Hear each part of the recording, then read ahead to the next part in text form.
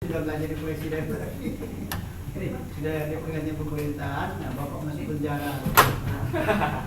Nah, itu sudah terjadi begitu. Jadi ya tidak mungkin lah pada saat itu ya.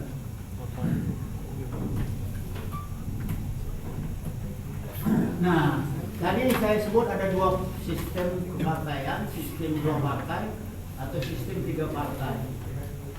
Kalau kita ikuti pola di Kanada dan di Meksiko, ini mirip sistem tiga partai. Ya. Ada juga partai PAN itu kan. Nah, sistem tiga partai mungkin begini. Saya nggak tahu ya, kalian coba exercise ya.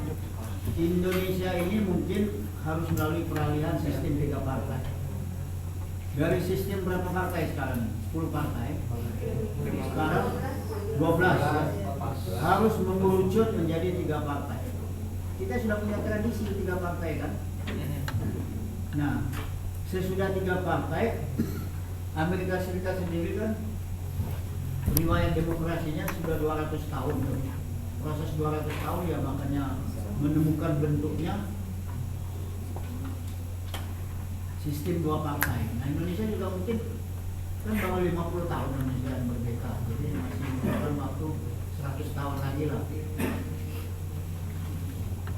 Mungkin generasi anak-anak melihat lah ya, nanti mengetahui ya bahwa sistem 2 partai atau sistem 3 partai. Tapi pada waktu kalian nanti berkuasa, dalam tanda kutip berkuasa. salah satu dari kalian ini ada yang jadi presiden, ya. Ada yang jadi menteri, ada yang jadi menteri pemberdayaan wanita.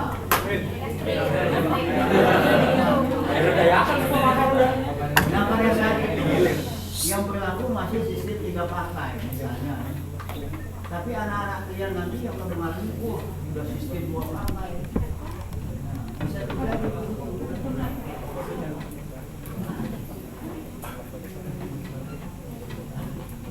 Nah, di Meksiko yang berkuasa adalah satu partai yang disebut dengan PRI. Ya. PRI ini adalah ibaratnya seperti Golkar kan kita dulu ya. 71 tahun PRI ini berkuasa sampai pada suatu saat terjadi perubahan pemerintahan karena 2 partai bergabung. Nah, 2 partai itu yaitu PAN dan PRB bergabung. Mereka membentuk apa yang disebut dengan Alliance for Change. Nah, inilah yang kemudian memunculkan seorang presiden, Vicente Fox Quesada, adalah yang kemudian terpilih sebagai presiden ya, di Meksiko.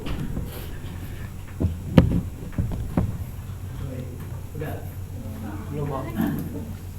71 tahun itu kalau kita hitung tadi 6 tahun satu periode, itu berarti ada sekitar 12 ya. 12 pergantian pemerintahan. 12 kali pergantian pemerintahan.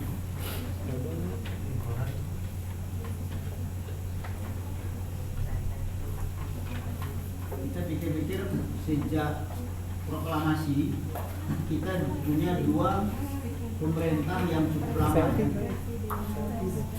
Bung Karno itu tahun 45 sampai 65, 20 tahun. Pak Harto tahun 67 ke tahun berapa ya? 69 lah, 68 ya, 67 sampai 70 tahun. 98 31 tahun. Nah, setelah itu praktis jadi presiden itu yang Gus Dur, Megawati 2 tahun, 3 tahun gitu kan. Nah, SBY 10 tahun.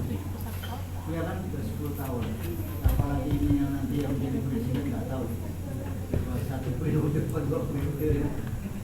Nah, tapi itulah kita melihat bahwa 71 tahun 12 presiden pergantian. Nah, kita dari 45 sampai tahun 2014 baru mengalami berapa presiden?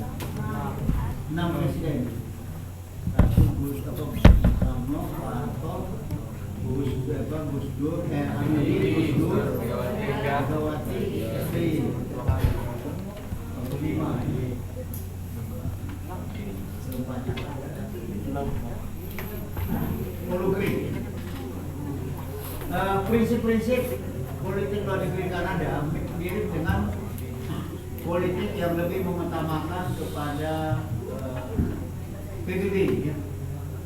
Jadi prinsip-prinsip yang menghargai prinsip-prinsip yang PBB, mengutamakan prinsip non intervensi, pemerintahan sendiri, artinya self government ya, tidak diperintah oleh negara lain ya.